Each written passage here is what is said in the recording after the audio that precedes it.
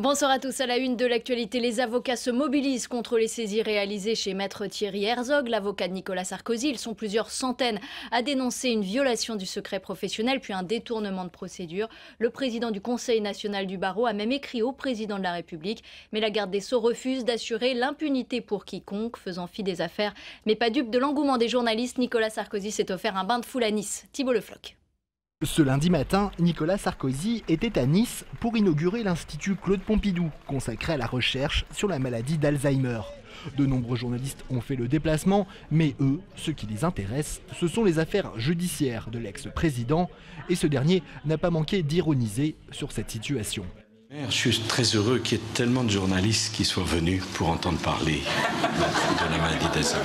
Eh bien, je dois reconnaître qu'ils m'ont étonné, je ne m'y attendais pas. Les avocats, eux, ont été frappés de stupeur en apprenant l'écoute, puis la mise sous scellé du téléphone et de l'ordinateur de leur confrère, Maître Thierry Herzog, l'avocat de Nicolas Sarkozy. Nous estimons qu'il y a un détournement de procédure lorsque des écoutes sont pratiquées sur le client d'un avocat, qu'elles durent pendant plusieurs mois et qu'elles finissent par avoir pour objet d'écouter l'avocat lui-même. Les juges avaient initialement placé Nicolas Sarkozy sur écoute dans le cadre d'une enquête sur un éventuel financement libyen de sa campagne présidentielle de 2007.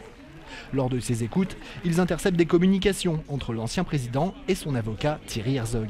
Les deux hommes semblent bénéficier d'indiscrétions judiciaires sur le dossier Bettencourt traité par la Cour de cassation. La source, selon Le Monde, ce serait l'un des magistrats de cette cour, Gilbert Azibert. Saisi de l'affaire, le tout nouveau parquet national financier ouvre le 26 février dernier une information judiciaire pour violation du secret de l'instruction et trafic d'influence. Selon Brice Hortefeux, également placé sur écoute dans le cadre de l'éventuel financement libyen, la justice est aux ordres de la majorité socialiste. Plus Nicolas Sarkozy incarne un espoir aux yeux des Français, plus il est la cible exclusive de quelques-uns. Du gouvernement? De quelques-uns. Des ministres? De quelques-uns. Mais ce que vous dites, c'est que le gouvernement utilise la justice et la police pour empêcher le retour de Nicolas Sarkozy. J'ai posé la question. Et la Cour de cassation sera de nouveau au centre de l'actualité mardi, car elle doit se prononcer sur la validation de l'enquête dans l'affaire Bettencourt et sur la saisie des agendas de l'ex-président. Et l'opposition a immédiatement apporté son soutien aux avocats. Le député UMP Georges Fenech a déposé une proposition de loi pour interdire toute interception judiciaire et administrative d'échanges téléphoniques et de courriers électroniques entre un avocat et son client. Tout cela pour la préservation absolue des droits de la défense. Florian Philippot, bonsoir. Bonsoir. Vous êtes vice-président du Front National. On parle de violation du secret professionnel. Ce sont les avocats qui s'expriment ainsi. On parle de détournement de procédure. Est-ce que pour vous, c'est une affaire qui est tout simplement hautement politique ? Mais si vous voulez, je pense qu'il y a le fond de l'affaire d'abord, qui est très grave manifestement, puis il y a cette affaire d'écoute. Qu'un avocat puisse être écouté parce qu'il y a un fait délictuel, ça c'est normal, c'est prévu. Il ne faut pas qu'on puisse mettre les avocats hors de la loi ou au-dessus de la loi. Maintenant que des écoutes durent des mois, voire un an, voire plus, là il y a un problème de liberté individuelle qui se pose et de liberté publique. Alors c'est peut-être bien que ces avocats pétitionnent, mais ce serait mieux s'ils défendaient, comme l'UMP d'ailleurs, les principes tout le temps. C'est-à-dire qu'en décembre, tout ce petit monde, en tout cas l'UMP et le PS, a voté la loi de programmation militaire dont l'article 13, devenu article 20, prévoit qu'on peut écouter tous les Français. Là, c'est le citoyen lambda dont on parle. Vous prenez la défense de Nicolas Sarkozy? Non, pas du tout. Je dis que l'UMP a voté cet article 13 de la loi de programmation militaire qui permet d'écouter n'importe quel citoyen français sans autorisation de la justice. Ça, c'est dramatique. Et là, je n'ai pas vu la caste, je n'ai pas vu l'UMP, je n'ai pas vu les avocats se mobiliser. Donc on voit bien qu'ils défendent des principes qui peuvent être sains parfois, mais quand on défend des principes, il faut les défendre tout le temps, pour tout le monde, quelles que soient les circonstances. Alors vous avez parlé d'impunité, la garde des Sceaux refuse l'impunité pour une profession en particulier, comme celle d'avocat. On va écouter Marine Le Pen qui s'est exprimée après la réaction de Christiane Taubira, la présidente du FN, qui est elle-même avocate.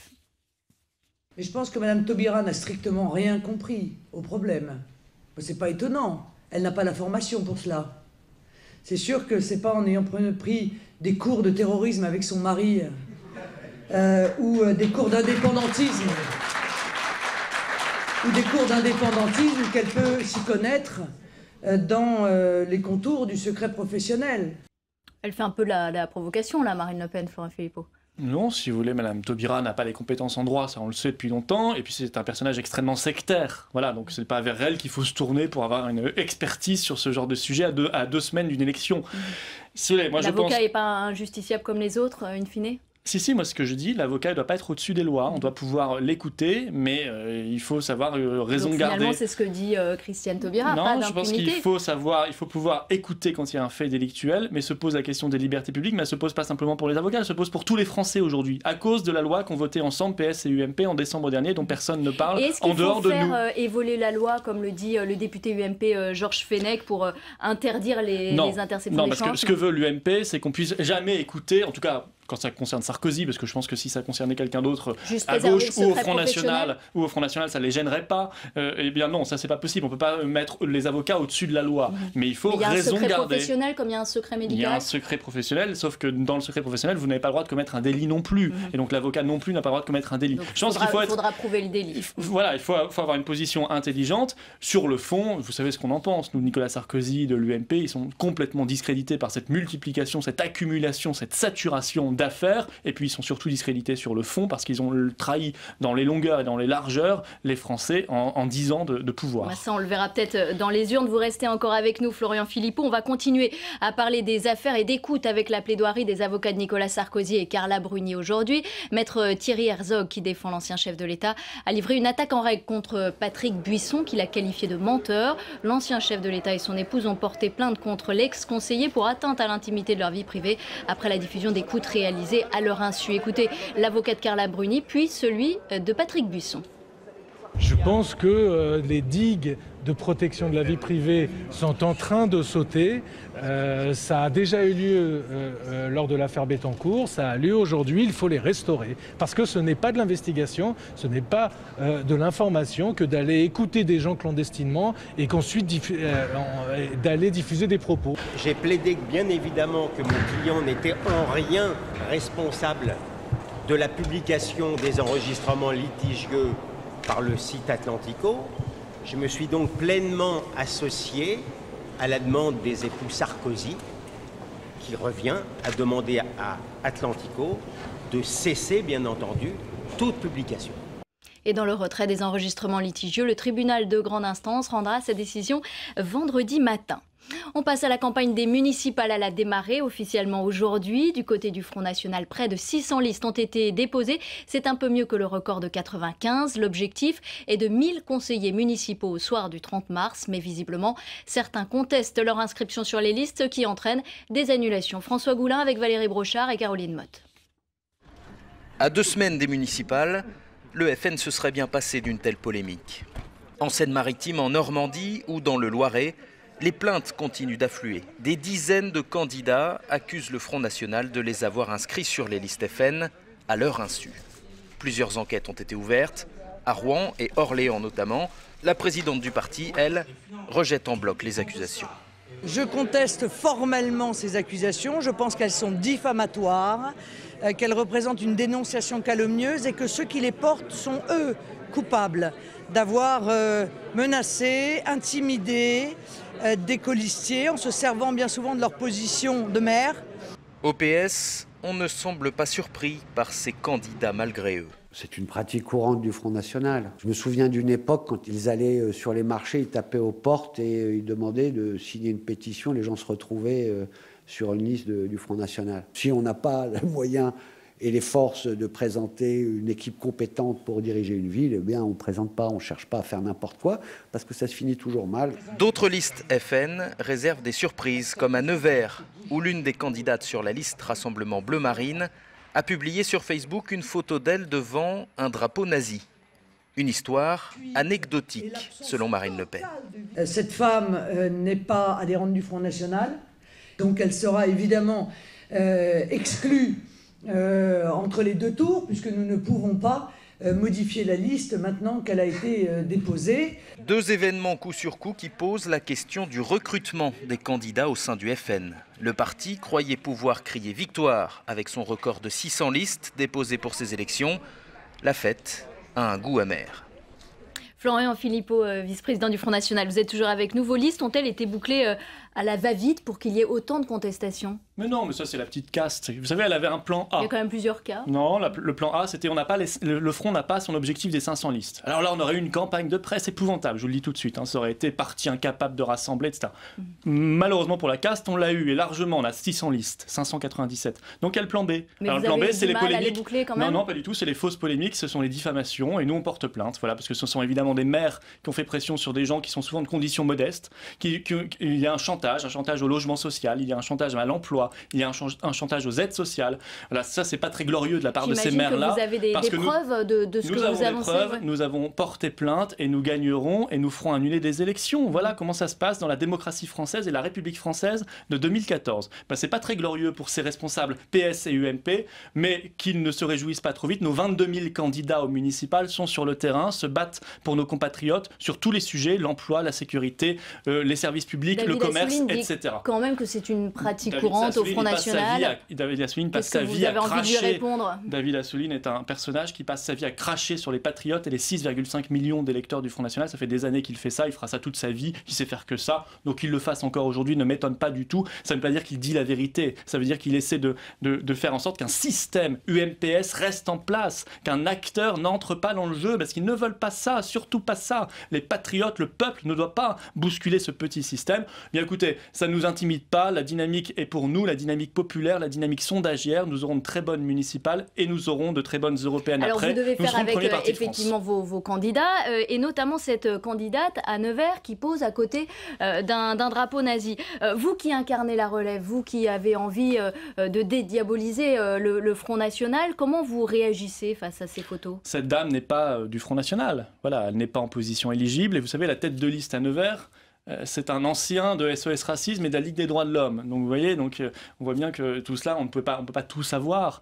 Mais j'aimerais que les petits... Enfin, ça entache quand même un petit peu l'image du Rassemblement Bleu Marine. On s'en débarrassera après le premier tour. Pour l'instant, on ne peut pas le faire administrativement. Mais encore une fois, elle n'est pas adhérente ni du Rassemblement Bleu Marine, ni du Front National. Mais elle est quand même candidate sur une de vos c'est listes. Une sur 22 000. Mais si les petits flics médiatiques faisaient le même travail pour les dizaines de milliers de candidats PS et UMP, moi je vous trouverais très facilement aussi des pourris, des escrocs, des voyous. Mais c'est pas anecdotique pour vous. C'est pas anecdotique. C'est anecdotique quand c'est 1 sur 22 000. Si. Quantitativement, c'est anecdotique. Sur le fait, non, c'est pas anecdotique. Mais c'est ça. En termes d'image, c'est ça qu'a dit Marine Le Pen. Ça entache un petit peu l'image de votre parti. Ouais. C'est le but. C'est pour ça qu'il y a des petits flics médiatiques qui passent leur vie à faire que ça. Ils sont payés pour ça. Mais ils le font pas pour le PS et l'UMP. Le jour où on ira chercher le 36e de liste sur n'importe quelle liste PS et UMP, qu'on fera le même travail de scanner, Internet, Google, Facebook, Twitter, ce qu'on ne fait pas, ce qu'ils ne font pas, ces petits flics médiatiques pour le PS et l'UMP, on trouvera des pourris, des voyous, des bandits. Comme, oui, ces partis-là, on s'en remplit. Vous êtes candidat à Forbach, en Moselle. Quel score vous espérez faire? J'espère gagner. Et pour l'instant, le seul sondage qui a été fait me mettait gagnant. Donc je suis en tout cas le seul capable de battre le maire sortant. Là-bas, la droite est divisée, terriblement divisée, à l'image de l'UMP au niveau national. La droite c'est la guerre au des petits départ chefs. Ancrée là-bas à Forbach. Comment vous vous êtes imposé là-bas?